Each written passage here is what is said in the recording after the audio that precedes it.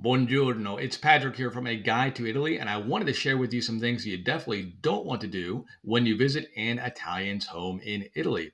And the first one is you don't want to come empty handed.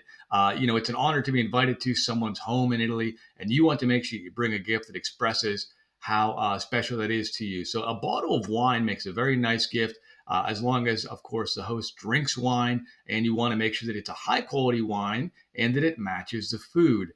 You don't want to bring a red wine if you're having fish, for example. And if you're not sure, what I always do is I ask the shopkeeper. They have great knowledge. They can advise you really well and say, I'm invited someone's home for dinner and I want to make a bella figura, a good impression.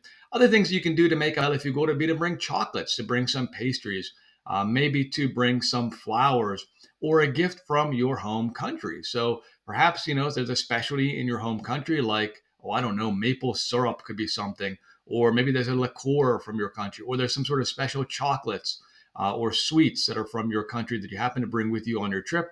That's all great stuff to bring and share. And if the gift can be wrapped, you want to make sure that it's wrapped. That makes a good impression as well. Oh, a note on flowers. If you're bringing flowers, there are some superstitions associated with flowers. So I would ask the florist which ones would be good to make a good impression, just to make sure you're doing the right thing. Always ask. It never hurts.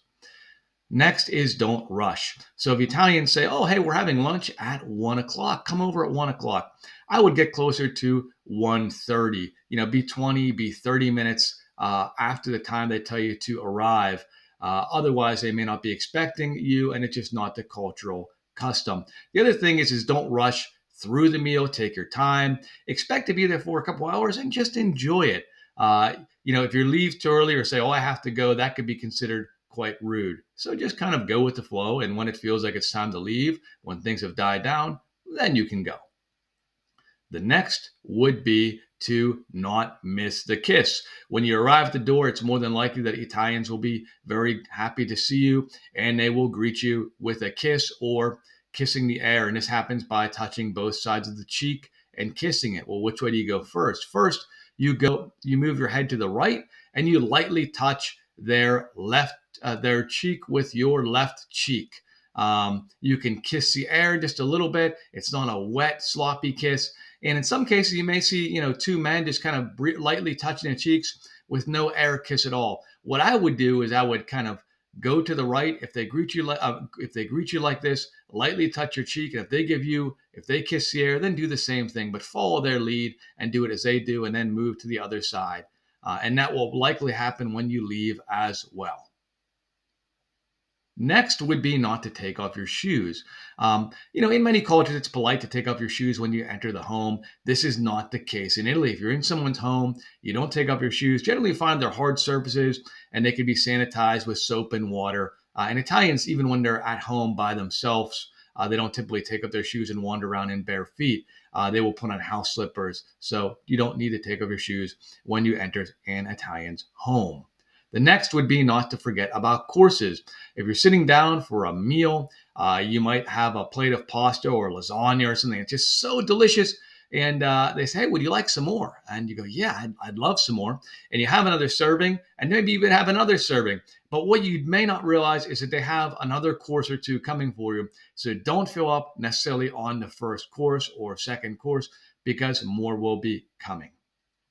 Next, we have don't put cheese on fish. So if they bring you a pasta with fish in particular, and there happens to be some Parmigiano or some grated cheese there, don't put it on the pasta with fish. That's a cultural taboo, and you don't want to ask for it either. So again, I would kind of watch what your hosts are doing. If they're not doing that, then I wouldn't do it either. Next, we have don't drink too much.